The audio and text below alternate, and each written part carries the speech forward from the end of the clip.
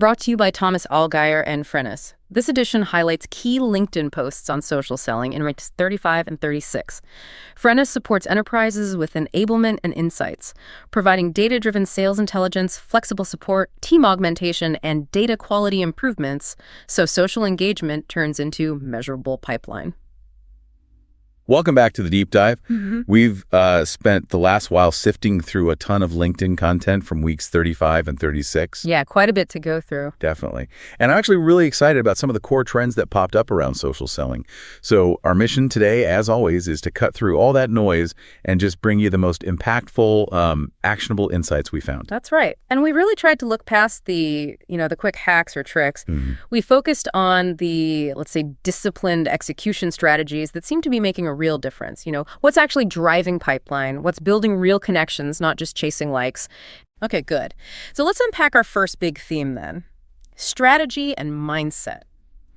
What really jumped out at me here was this pretty significant shift, moving away from just pushing messages constantly. Yeah. Towards actively building a presence that's consistent, that people actually trust. Less hard sell, more becoming, a reliable resource. That's a really key distinction. And loads of creators were hitting on this. Utsav Patel put it very clearly. Social selling isn't about spamming people's DMs. Right. It's about consistently showing up, adding value until people actually trust you enough to sort of raise their hand and say, hey, I need your help. He sees it as a habit, not just another sales channel. It's fundamental. And that connects perfectly with what Richard Vanderblom found, right? After working with, over 1,000 companies? Yeah, huge sample size. He argues pretty strongly that LinkedIn isn't just a content platform. It's actually a revenue engine that just looks like one. Yeah, disguises one. Exactly. And his advice, stop trying to be an influencer. Instead, aim to be investable. Focus on authority, credibility, solving real problems out in the open. But what does investable actually mean there? It's not just about cash, is it? No, not at all. Being investable on LinkedIn, in his view, means building such a solid reputation that people are willing to invest their really valuable stuff, their time, their attention, and ultimately their trust in you. Okay. Makes sense. Yeah, it's about creating this consistent feeling of real value and insight. So when you do speak or offer something, people listen because they trust your expertise, not because you're yelling the loudest. That idea of building credibility before the sale, that really comes through. Anna Bertoldini mentioned it too. She asked, what can celebrities teach us about social selling? And she pointed to Taylor Swift. Interesting comparison. Yeah. She promotes constantly, obviously, but people see her as this marketing genius. Why? Because she shares stories, she builds these connections, she genuinely seems to believe in what she's offering. It's like treating visibility as a service, not just performance. Yeah. Fits right in with being investable. It's a great parallel, actually. It boils down to that authenticity, doesn't it? With an artist like Swift, fans feel connected because she shared her journey. Right. In B2B social selling, it's similar. When you share your expertise, your wins, even your challenges sometimes, you're inviting people into your professional story. So, okay, if we're aiming for this authentic, investable thing, how do we actually present ourselves? Because Dustin Hauer had an interesting take. He kind of pushed back on the idea that being authentic means just, unfiltered oversharing. Yeah, TMI territory. Exactly. He argued it can actually wreck your personal brand. He says real authenticity is about being aligned. Yeah, aligned with your brand, your audience, your message. It's more about choosing which parts of yourself are right for your audience. A subtle point, but important. It really is. It's about being intentional. We often think authenticity means just letting it all hang out, right? But professionally, it's more strategic, curating the parts of you that really click with your goals and who you're trying to reach. It's the difference between being genuine and just being sloppy. Okay, that brings up a big question, though. How do you even start? Especially if you're not, a natural online sharer or you feel like you don't have these huge insights every single day. Yeah, the what do I post problem. Exactly. Verena Bender had some great advice here. She basically said, don't wait for perfection. Good advice. She gave 3 simple ideas. Share something you learned recently. Answer common questions you get from customers all the time, or highlight things you just take for granted but might actually be valuable to others. Your expertise is kind of useless if nobody sees it, right? That's so practical. So many people are sitting on gold mines of useful info. Yeah. But they hold back because they think, it's not groundbreaking. But for someone else, just explaining a term or fixing a common headache, That's super valuable. It's about reframing your own normal into something useful for others. And ultimately, it all circles back to consistency, doesn't it? Curtis Che said the biggest killer of social selling isn't lack of skill. Yep. It's inconsistency. We've all done it. Get excited, post for a week then. Life happens. Oh, yeah. The enthusiasm dip. But his framework, especially that 1% rule, you break that down. It sounded like a really smart way to tackle inconsistency. Absolutely. The 1% rule is great because it fights that feeling of being overwhelmed. Instead of trying to make massive changes overnight. Right. It's about tiny, almost invisible improvements every day, like spend 1 extra minute thinking about a comment or tweak your headline just a tiny bit. These small, consistent efforts add up. They compound. It makes getting better feel, well, almost automatic rather than this huge chore. I like that. Small steps. Yeah, and he pairs that with scheduling, like 15, 30 minutes a day, maybe focusing on one theme per day, and finding someone to keep you accountable. It makes being consistent feel actually doable. It makes total sense. Okay, so building on that mindset piece, let's talk about the profile itself. Your LinkedIn profile as a key asset. It's way more than just a CV these days, right? Oh, absolutely. It's your digital shop window, your personal landing page, really. Yeah. People are checking you out online way before they ever jump on a call. Karen Trickett really hammered this point home, called it your shop window in B2B. Yeah, good analogy. And she stressed that people buy you first, then your product. So clarity is key. Who you help, how you help them, plus consistency and showing credibility through results and experience. It's about turning that profile from maybe a static page into an actual business development tool. And loads of experts agree. Will McTighe even suggested that spending just like 60 minutes optimizing your profile could potentially 10x your results. Wow, 10x. That's bold. It is. But he gives concrete steps. Clear banners, good profile photos, headlines that spell out who you help, how, and maybe some proof. Custom buttons, a reader-focused about section with bullet points, clear outcomes. It's all about getting that value across instantly. But it's not just the content in the profile. Nurn El-Berry pointed out how B2B teams often overcomplicate LinkedIn, right? Getting lost in these complex funnels. Yeah, analysis paralysis. She boils it down to just 3 things. Clarity on who you help, consistency in showing up, and conversation. That's it. And your profile is obviously ground zero for that clarity piece. Prospects need to get it in seconds. Exactly. Before any chat happens, your profile has to tell that story, state that value clearly. It's that first glance that decides if someone clicks connect or just scrolls past. And then Alex Colquhoun highlighted 3 sort of hidden features, things that can boost your visibility in search results. Oh yeah, the quick wins.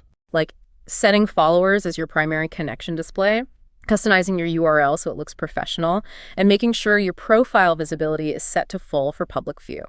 Little tweaks, but they can make you easier to find. Definitely easy wins many people miss. Yeah. Just imagine a potential client searching for exactly what you do. Yeah. And those little settings could be the difference between you showing up or not.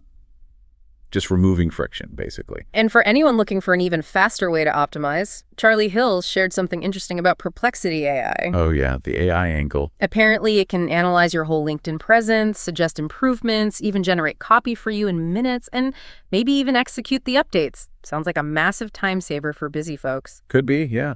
Anything that lowers the barrier to having a strong profile is probably worth looking into. Okay, so moving from the profile itself to how you actually interact. Let's dig into engagement and pipeline activation. The big message we kept hearing was, likes feel good, sure, but conversations are what actually drive business. Absolutely. Ray Adler put it pretty bluntly. How so? He basically said, if you're still just focused on posting content on LinkedIn, you're probably not making sales. Sales happen in the comments, in the DMs, in actual sales conversations. He reckons he spends about 80% of his LinkedIn time on those direct interactions. 80%? Wow. Yeah, building trust, finding problems. That's a big shift from how many people use LinkedIn, isn't it? Just posting and hoping. It really is, that post and pray approach. And it connects directly to what Marina Panova was saying about growth on LinkedIn. She argued that just pumping out more content isn't real growth. Right. Volume isn't everything. The hard part, she says, is managing the relationships. She emphasizes things like tracking conversations, setting follow-up reminders, segmenting your network, auditing it weekly. It's not about volume, it's about systems for quality interaction. Exactly. Systems. It's not about being chained to LinkedIn 24/7. It's about smart tracking, using those reminders, talking meaningfully to the right people by segmenting, and then looking back weekly to see what's working. Quality interactions scaled smart. And speaking of those initial interactions, Connor Paulson had this amazing insight. Oh, the message links guy. Yeah, he sent 1,000 messages, got like a 4% response rate. Pretty standard, maybe even low. Ouch. Yeah. Then he changed one thing. Shortened his messages to just 67 words, focused only on the recipient's biggest pain point. His response rate jumped to 31%. 31, that's huge. Incredible, right? He says short messages whisper confidence instead of screaming desperation. Game changer. Those numbers really show it, don't they? Right. Brevity plus real understanding of their problem. It Sure. works. Respects their time, gets straight to the potential value. And that fits with needing targeted outreach. Matt Legajev gave a step-by-step for booking like 5 meetings a week. Starts with Sales Nav to find the right people. Then sending personalized connection requests that lead with a relevant result or insight. Offer value immediately. Don't just pitch. Yeah. Show you've done your homework, that you get their world. That personalization, even just in the request, makes the whole conversation start off better. Now, Eddie Bonham brought a dose of realism, too, about the hard parts of social selling. Yeah. It's not all easy wins. He points out, prospects check you out, algorithms change, your first 100 messages might get ignored, building real relationships takes months. True. But, and this is the interesting part, he says, those hardships, the competitive advantage, because most people give up. The filter effect. Exactly. So the ones who stick it out get to build those deeper relationships that actually convert better later on. What do you think of that reframe? I think that really resonates. It flips the script completely. Instead of seeing rejection or slow progress as failure, it becomes a filter. The people who stick with it, who get that relationships, take time and effort. They're the ones who win in the long run. It kind of selects for the serious players. Yeah, separates the sprinters from the marathon runners. All right, let's shift gears slightly. How can businesses scale this stuff using their own teams? Employee advocacy came up a lot. The feeling is it's not really optional anymore, is it? Not really. It seems to be becoming a major differentiator. And it really puts the spotlight on the power of your own people. Yulia Splaska had this really stark stat. Oh, yeah. Employees drive 8 times more engagement than company pages do. 8 times? Yeah. Corporate pages are just losing reach, while stuff shared by employees gets way more eyeballs. Yeah. It literally makes your team your best marketing channel. That's a number you just can't ignore. And Eva Bulachova shared that great Dan Foss example. Right, the inclusive approach. Exactly. When they launched their advocacy program, they didn't just pick the usual star employees. They went inclusive first. Now, it took more training, more hand-holding. Sure, more effort up front. But the result, a huge diversity of voices, authentic stories, and this global community of over 800 ambassadors. Like she said, exclusive gets you a campaign, inclusive gets you a culture. That's such a brilliant way to put it. It elevates it beyond just a tactic. It's about building an engaged, empowered workforce. When people feel proud of what they share, that authenticity just cuts through. But how do you get employees to actually want to post?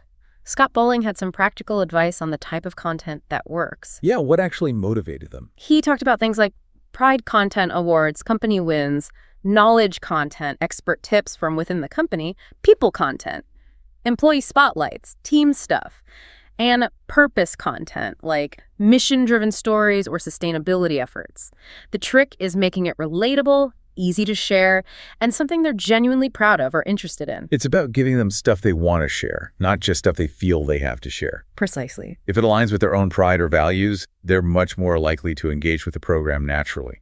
And for those experts inside the company, the SMEs who are always time poor. Yeah, the classic problem. Drew Neisser pointed towards AI tools again, using AI-powered content creation to help them get their insights out there. It bridges that gap, lets them share that valuable thought leadership, which apparently 82% of B2B buyers say increases trust in a brand. It's about enabling them, not just nagging them. Yeah, it's a smart way to unlock and scale that internal expertise. Take away the content creation headache, let the experts share their insights. It boosts the brand, helps the expert build their brand. Win-win. Okay, well, that wraps up another deep dive into the very dynamic world of social selling on LinkedIn. We've definitely seen that consistency, real engagement, focusing on systems and actual relationships.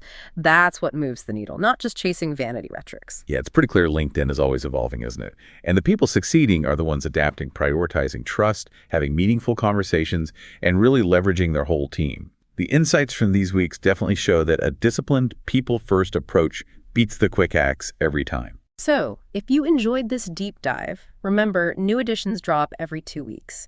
And definitely check out our other editions covering things like account-based marketing, field marketing, channel marketing, MarTech, GTM, and AI in B2B marketing. Thank you so much for joining us. And yeah, remember to subscribe so you don't miss the next one. And as you go apply some of these ideas, maybe think about this. How much more impactful could your own LinkedIn efforts be if you really treated every single interaction as a chance to build a genuine relationship? And if you consistently thought of your profile not as some static resume, but as the most valuable dynamic landing page you actually own? Definitely something to think about.